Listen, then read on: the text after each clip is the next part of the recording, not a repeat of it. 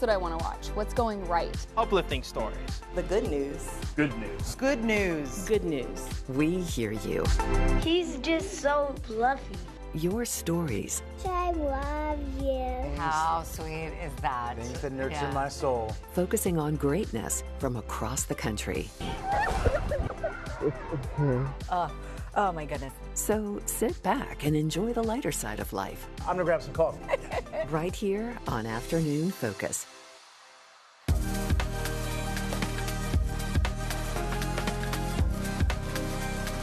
Hello, everybody. Welcome to Afternoon Focus. I'm Julie Grant. And I'm Rob Nelson. Thanks so much for hanging out with us on this Tuesday. Let's start now with some stories from the very top of our feed. How we start this little show. Dazzling lights and fireworks, all of that lit up the world last night as the Indian holiday Diwali kicked off. The celebration of lights is one of the most important festivals in Hinduism, and it was a return to form for many, celebrating for the first time, in fact, since the pandemic, like this family that got to show their son the beauty of his culture. This is our baby's first year celebrating Diwali, so we thought that we'd bring him to the temple as something new so he can learn a little bit more about our culture, hear the music, and hear the words of the priest and things like that. So we give him some good exposure when he's younger.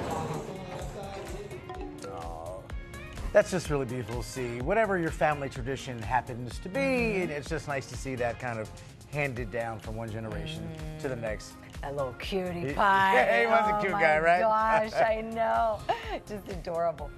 Well, get this. So more than 55 million Americans are now over the age of 65. That is, by the way, the most ever. And it comes with some big challenges, including how to care for our aging population.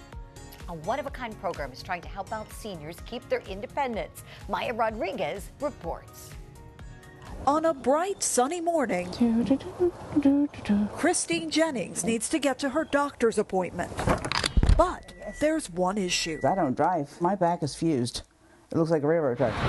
So the 67-year-old reached out to Partners in Care Maryland, a nonprofit that helps seniors with day-to-day tasks. I called to get a ride to the doctor's, and I was lucky to have Iris be assigned to me. Everybody helps each other. That's Iris Coley, a volunteer driver for the past 16 years. I've done a lot of driving. I've enjoyed it, helping people. At least it's a sunny day. What makes this connection so different, though, is that both of these women give back to the organization in their own way. It's always busy. Iris drives, and Christine volunteers in the nonprofit's office. I started out doing birthday cards, and now I'm into data entry.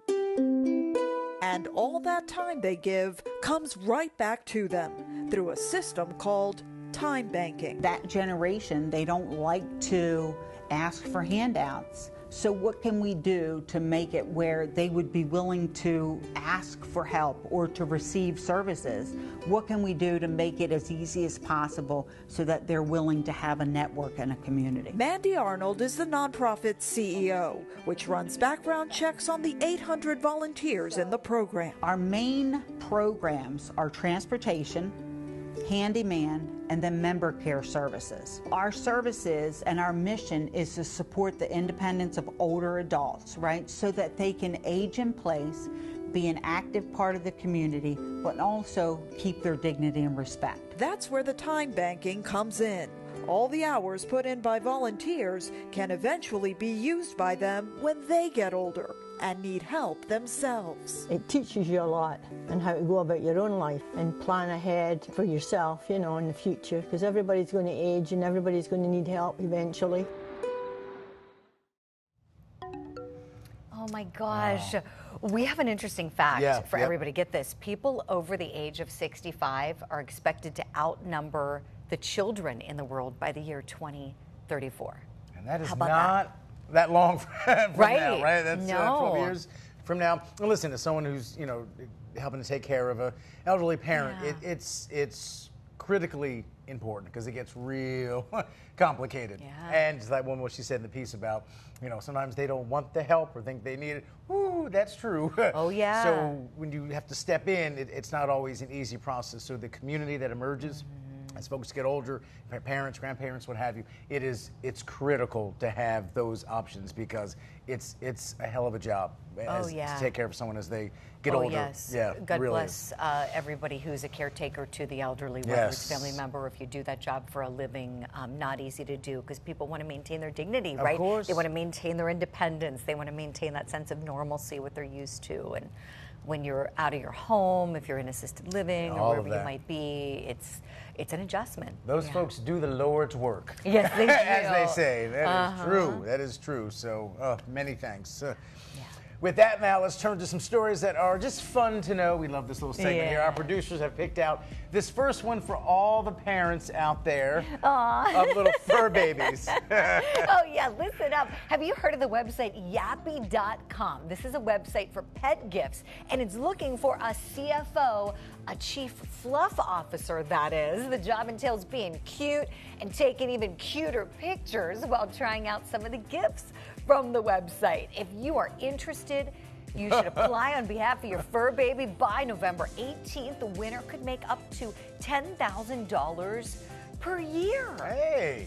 I feel like I should maybe sign Raina up for that job. I think. You know you're going to do it. I think, you're obsessed with that she'd dog. be good at that. I know, right? I mean, I dress her up anyways. My fiance would be like, why not get paid for it? She's very cute. And 10 grand a year, that ain't a bad, no. that ain't a bad gig for a dog. I mean, nice. Kidding me? Yeah. Oh, yeah, I know. man. Animals are expensive, so any believe pet it. owner, I'm sure, could use $10,000 to just cover food, medicine, flea prevention. I mean, all of it. Like, it's a lot. It's a lot. In our case, our dog wears diapers. So. Yeah. Oh, that's right. That's another story. That's another story. That would be a very special episode of Afternoon Focus where we talk about the dogs. But I thought yappy, too, was kind of like not a flattering term for a dog. Oh, yeah. That yap, yap, yap, like that's right. Isn't that kind of what it means? But they're making it a positive, right? Yes, making it good. Yeah. Oh, my gosh. Oh, man. Well, from the Chief Fluff Officer, too, we want to wish a very happy 65th birthday to one of the most famous television stars that you probably won't recognize. But you know the voice. All right, here's the picture. Do you know who she is? Probably not, but wait for the soundbite.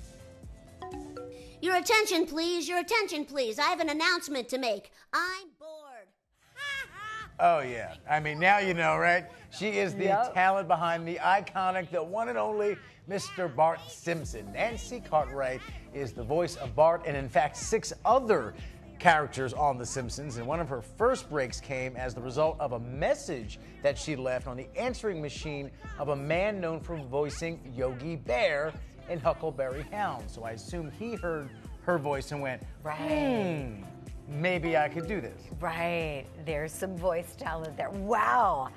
I mean, she's like, when you think about iconic voices of cartoons, I mean, she's going to go down in history to Bart Simpson. Oh, because I mean, I remember The Simpsons being on when I was in elementary school. So they got to be going on. They got to be going on 35 years on the air, something like that. I'll Google it during the during our break. Yeah. But yeah, and it's done well. Oh yeah. Did you growing up? I loved The Simpsons. Of course, yeah. Are you kidding me? Plus, it's good work. Just your voice.